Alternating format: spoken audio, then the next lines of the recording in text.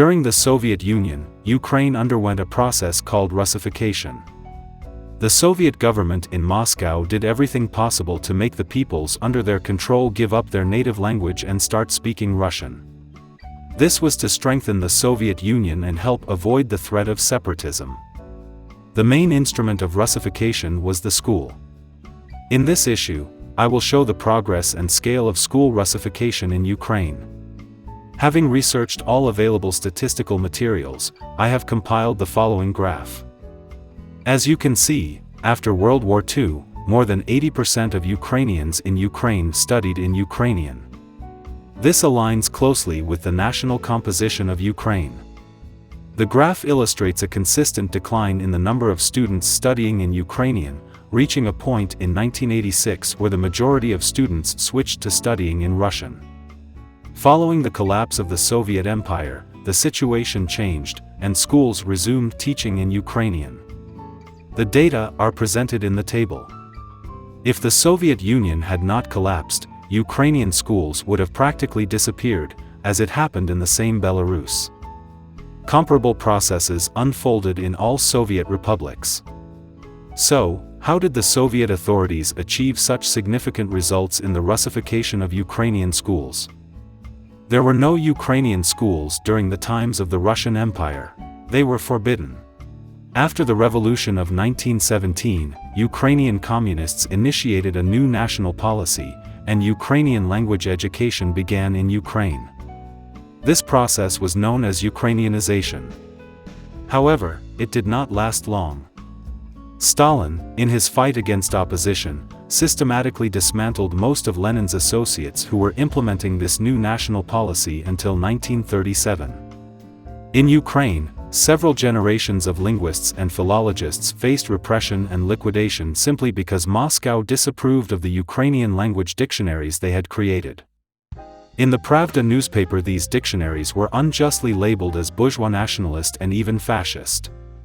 Can a dictionary be fascist? In the Soviet Union, anything could be. On similar charges of linguistic fascism, the compilers of the Ukrainian dictionary were also repressed in 1933.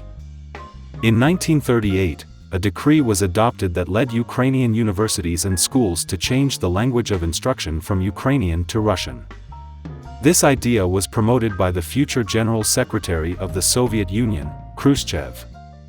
The world-famous Ukrainian film director at that time, Alexander Dovzhenko, reasonably noted in his diary that the total Russification of universities would render the Ukrainian school unnecessary. And that's exactly what happened.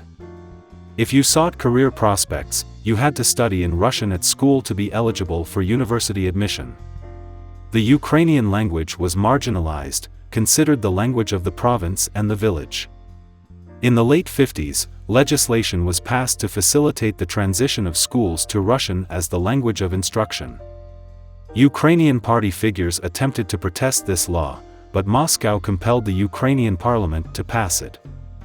In 1961, General Secretary Khrushchev, during the Congress of the Communist Party of the Soviet Union, publicly announced a movement toward assimilation, aiming to erase national differences. Under Brezhnev, amendments were made to the Constitution of the Soviet Union.